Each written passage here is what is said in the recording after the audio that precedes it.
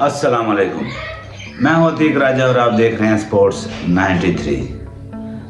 शाहीन अफरीदी के सितारे गर्दिश में बाबर आजम पर किस्मत की देवी मेहरबान। शाहिद अफरीदी की लॉबिंग तो बढ़ गई। नाज़रीन, बहुत सारी अपडेट्स हैं, बड़े दिन हो गए हैं वीडियो नहीं बनाई, कुछ ज़ाती मसरूफियात की वजह से। बात करते हैं शाहीन अफरीदी पे।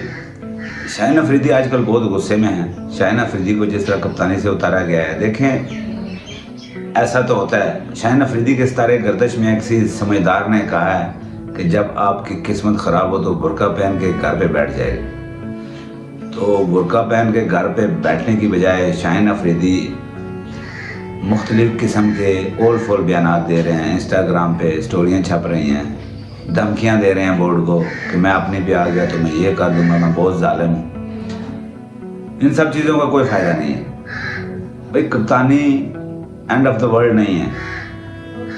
बाबर आजम को जिस तरह कप्तानी से हटाया गया वो भी कोई अच्छा तरीक़ाकार नहीं था।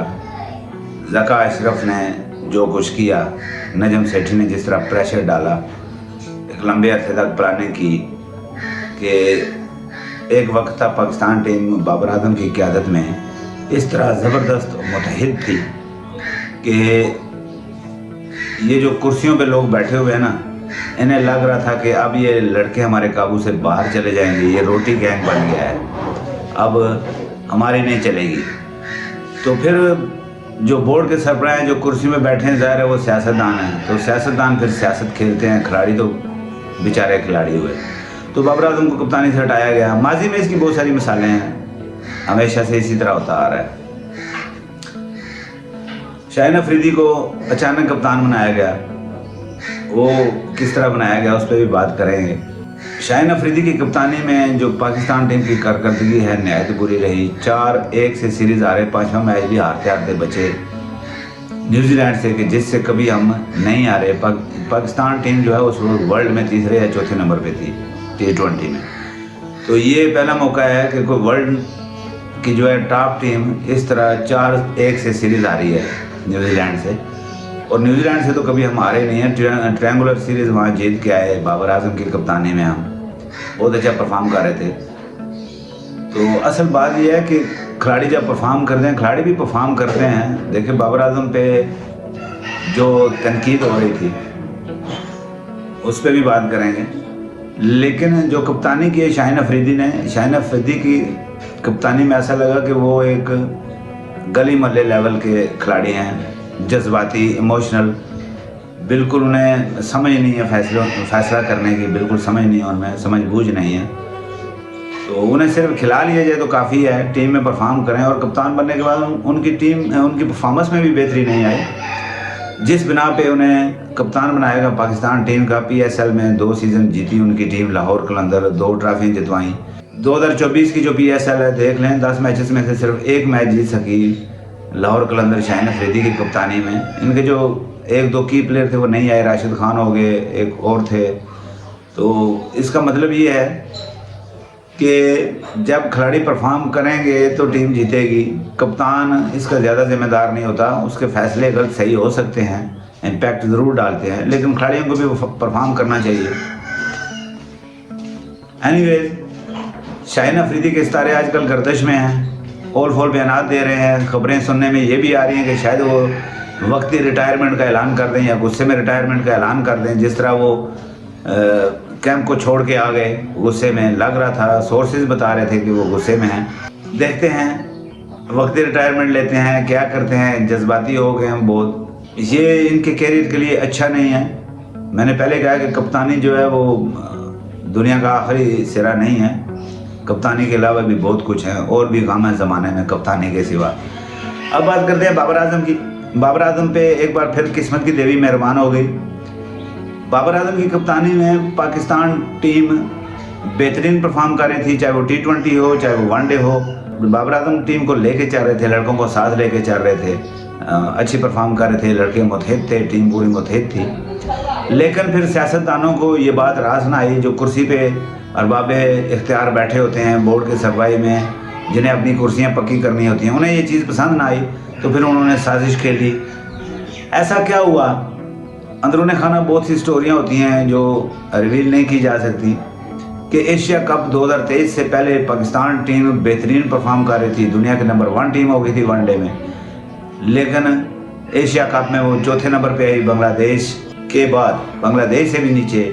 और वर्ल्ड कप में उसकी परफॉर्मेंस बिल्कुल ही बेकार रही, कुछ ना रही, राउंड मैच से आगे ना जा सकी, नॉकआउट मरहले तक पहुंच ही ना सकी, सिर्फ 4 मैच जीत सकी पाकिस्तान टीम 9 में से। तो ऐसी क्या बात हुई कि एकदम से अचानक उनकी परफॉर्मेंस जो है वो ख़राब होनी शुरू होगी? असल में बस सियासत खेल दी गई, लड़कियों को से कुछ वादे किए गए जो सीनियर खिलाड़ी थे, तो उसका नतीजा क्या हुआ कि वर्ल्ड कप के फौरी बाद जिस तरह बाबर आजम को कप्तानी से हटाया गया, फिर शाहीन अफरीदी को कप्तान बनाया गया, शान मसूद जिनकी टीम में जगह नहीं थी, वो खेले नहीं थे, उनकी पर्ची बड़ी स्ट्रांग है, उन्हें टेस्ट टीम का कप्तान बना दिया गया। और दोनों कप्तान बनने के बाद जो रिज़ल्ट आए हैं वो नहायत ही अफसोसनाक हैं। तो अभी नए चीफ आए हैं पाकिस्तान क्रिकेट बोर्ड के, उन्होंने एक मरतबा फिर से बाबर आजम को वाइट बॉल का कप्तान बनाया है। अभी न्यूजीलैंड की टीम आ रही है 18 अप्रैल से, आज टीम का अनाउंस भी हो जाएगा। इतवार को कहा जा रहा था कि बैठक जमेगी और पाकिस्तान टीम की जो मुमकिन खिलाड़ी हैं, 18 खिलाड़ी न्यूजीलैंड के खिलाफ जो खेलेंगे उनका ऐलान किया जाएगा। 2-3 खिलाड़ियों की तरह कन्फ्यूजन थी, अब देखते हैं, पर्चियाँ तकली होती हैं, कुछ के तलकात होते हैं, कुछ की परफॉर्मेंस होती है। तो बाबर आजम पे एक बार फिर किस्मत की देवी मेहरबान है, उन्हें कप्तान बना दिया गया। और उम्मीद है कि जिस तरह बाबर आजम जो हैं वो पाकिस्तान की हिस्ट्री के दूसरे नंबर पे कामयाब तरीन कप्तान है, और ये रवां सदी के 2010 के बाद पाकिस्तान के कामयाब तरीन कप्तान है वो। तो उम्मीद करते हैं कि पाकिस्तान की टीम जो है बाबर आजम की कप्तानी में एक मरतबा फिर ज़बरदस्त परफॉर्म करेगी और इंशाल्लाह अच्छा खेलेगी। अब बात कर लेते हैं शाहिद अफरीदी के बारे में।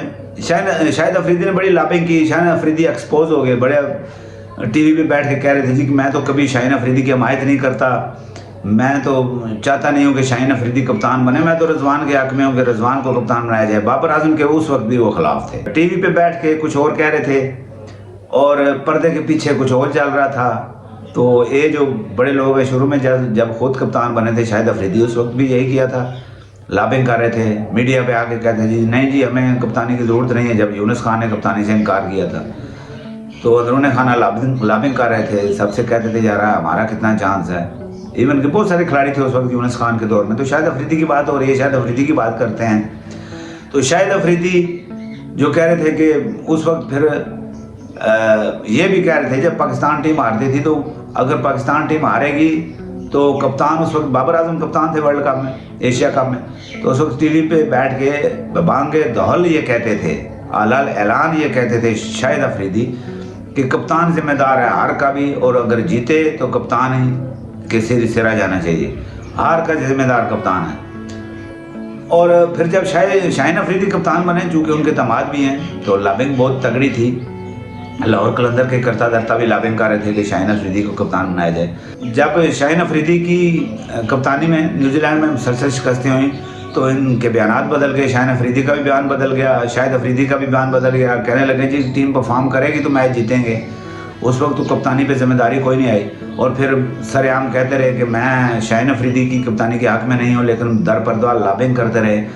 ये जो ज़का अशरफ जो सबक मैनेजमेंट कमेटी के सरबराह थी पीसीबी के, उन्होंने ये बयान डाल दिया, एक्सपोज कर दिया शाहिद अफरीदी को कि शाहिद अफरीदी ने शाहीन अफरीदी के अलावा रिजवान के बारे में कोई बात नहीं दी, कोई बात नहीं की, कोई सजेशन नहीं दी हमें कि रिजवान को कप्तान बनाया जाए। तो इसका मतलब है कि शाहिद अफरीदी ये चाहते थे कि शाहीन अफरीदी को कप्तान बनाया जाए।